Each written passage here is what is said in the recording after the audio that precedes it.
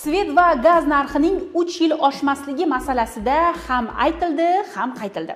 Vazirlar Mahkamasining 2024-yil 15-iyundagi yoqilg'i energetika tarmog'ida tarif siyosatini yanada takomillashtirishga doir qo'shimcha chora-tadbirlar to'g'risidagi qaroriga ko'ra, O'zbekistonda elektr energiyasi va tabiiy gaz uchun narxlar 2026-yildan boshlab 3 yildan kam bo'lmagan muddatga amal qilishi belgilangan edi. Iqtisodchi Otabek Bakirovni yozishicha, bu narxlar hali oxirgi oshishi emas ekan. Har yili oshib borar ekan. Bilmadim, bu kim rejalashtirilyapti hukumatda bu narsani?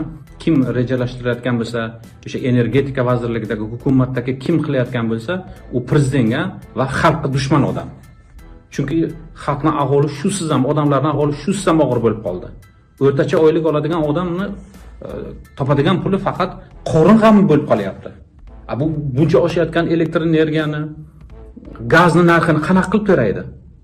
Qo'yib hozir yozlikni bir balo qilib o'tkazib olar. Qishda nima qiladi? Qishda o'lsinmi bu odamlar? O'qituvchilar, qishloq xo'jaligida ishlayotgan, oylik olmayotgan kishilar. Shu uchun odamlar gurra bo'lib, mana aeroportlarga boringlar, vokzallarga boringlar, odamlar guruh bo'lib Rossiyaga ketyapti. Qayerdan ish topsa o'sha yoqqa ketyapti. Hali ishi bormi yo'qmi bilmaydi. Mana metanning narxi qariyb 1000 so'mga oshdi. Bu transport xarajatlarini qanchaga oshishini o'ylayaptimi biror kishi? Buni biror kishi hisob kitobini qilyaptimi yo'qmi? Xalqni asabini yomon qashqatyapsizlar. Bu yaxshilik bilan tugamaydi. Buni yaxshilab o'zlaringiz tanalaringizga o'ylab ko'ringlar. Oddiyroq qilib aytganda, 1-apreldan boshlab svet va gaz narxi oshishi va undan keyin shu bilan 3 yildan keyin narxlarni ko'tarish masalasi ko'rilishi kerak edi. Ammo qaror kuchga kirishidan bir kun oldin 31-mart kuni Vazirlar Mahkamasi yana bir qaror qabul qildi va endi elektr energiyasi va tabiiy gaz narxi har yil oshadigan bo'ldi. So'z boshi uzun va murakkab tuyulishi mumkin, ammo aslini olganda mavjud gaz va elektr tarif siyosatining o'zi murakkab va tushunarsiz. Chunki sohada shu qadar ko'p qarorlar qabul qilinib, keyin o'zgartirishlar kiritiladiki, o'rganib, ko'nikib ulgurmaysan kishi. Yuqorida aytganimizdek, 1-apreldan svet va gaz uchun narxlar oshishi kutilayotgan edi. Unga ko'ra, maishiy iste'molchilar uchun oyiga 201 kilovatt-soatdan 1000 kilovatt-soatgacha sarflanadigan elektr energiyasi uchun narx 1000 so'm hisoblanishi kerak edi. Yangi qabul qilingan qarorga ko'ra, 201 kilovatt-soatdan 500 kilovatt-soatgacha bo'lgan elektr energiyasi iste'moli uchun alohida tarif joriy etiladi. Oddiy qilib aytganda, hozir 200 kilovattgacha 450 so'mdan, 201 kilovattdan 500 kilovattgacha 900 so'mdan to'layapmiz. Masalan, sizning oilangiz katta va bir oyda siz 500 kilovat elektr energiyasi ishlatasiz. Demak, umumiy hisobda 360 ming so'm pul to'laysiz. Endi yangi tartibga ko'ra 200 kilovattgacha 600 so'm, 201 kilovatdan 500 kilovattgacha esa 800 so'mdan to'lanadi. Shunda bir abonent bir oyda 500 kilovat elektr energiyasi sarflasa, baribir 360 ming so'm pul to'laydi. Ya'ni har ikki holda ham 500 kilovatgacha bo'lgan elektr energiyasi sarfi uchun bir xil pul to'lanadi.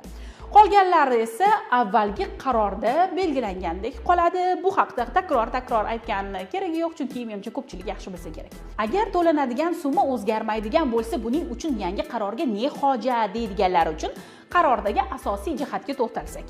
Yangi qarorga ko'ra 2026-yil 1-yanvardan boshlab har yili 1-maydan elektr energiyasi va tabiiy gaz narxlari bir marotaba yillik inflyatsiya darajasidan kelib chiqqan holda 10% dan yuqori bo'lmagan miqdorda indifikatsiya qilib boriladi. Ya'ni har yili mamlakatda inflyatsiyadan kelib chiqib narx o'sib boradi.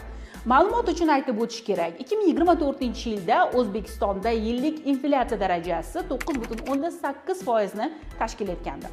Bu agar joriy yilda inflyatsiya 10% ni tashkil etsa, kelasi yilda svet va gaz narxining ham 10% ga oshishini anglatadi. Barqaror tarif siyosati haqida eslaydigan bo'lsak, 2024-yilning 15-iyunida Vazirlar Mahkamasi tomonidan yoqilg'i energetika tarmog'ida tarif siyosatini yanada takomillashtirishga doir qo'shimcha chora-tadbirlar to'g'risidagi qaror qabul qilinganini ta'kidlash, eslatish zarur. Unda 2035-yilgacha bo'lgan davrda O'zbekiston yoqilg'i energetika tarmog'idagi tarif siyosatining asosiy yo'nalishlari ishlab chiqilgandi. 2024-yil 16-apreldagi hukumat qarorida 2024-2025 yillarda yoqilg'i energetika resurslari narxlarining bosqichma-bosqich o'zgarish grafigi ishlab chiqilgandi. Ammo mart oyi so'ngida prezident topshirig'iga asosan Vazirlar Mahkamasining 28-martdagi qaroriga ko'ra narxlar o'tgan yili belgilangandan farqli ravishda 1-apreldan emas 1-maydan oshadigan bo'ldi. Bundan tashqari Vazirlar Mahkamasining 31-martda yana bir qaror qabul qildi va unga ko'ra 2026-yildan boshlab elektr va gaz narxlari har yili 1-mayda inflyatsiya hisobiga 10% dan oshmagan holda ko'tariladigan bo'ldi. Aslida odamlarni narx oshsa ham yana 3 yil oshta bo'lmasligi xotirjam qilayotgandi bir tomondan. Afsuski, ham aytildi, ham qaytildi. Endi gaz va svet narxlari har yil oshadigan bo'ldi. Ishingiz barakali bo'lishini so'rab, uyingizda svet va gaz o'chmasligini tilab qolamiz. Assalomu alaykum. Gazlar to'rtga ko'tarildi.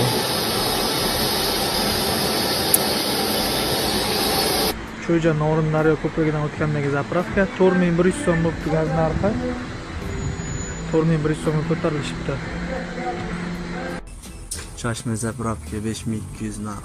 Ayni paytda Tojikistonda 1 kilovat elektr energiyasi jismoniy shaxslar uchun bu demak 31 dirham atrofida. Bu o'zbek so'miga agar ag'daradigan bo'lsak, taxminan 380 so'mni tashkil etadi. 2024-yilda elektr energiya narxi Tojikiston bo'ylab 16% ga oshdi.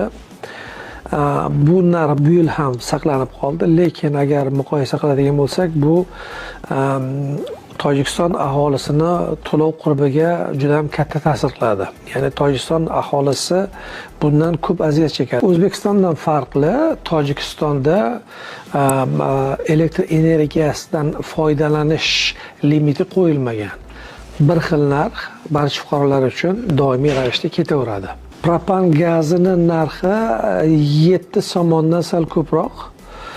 Bu taxminan o'zbek so'miga 8000 so'm, 8500 so'mgacha boradi.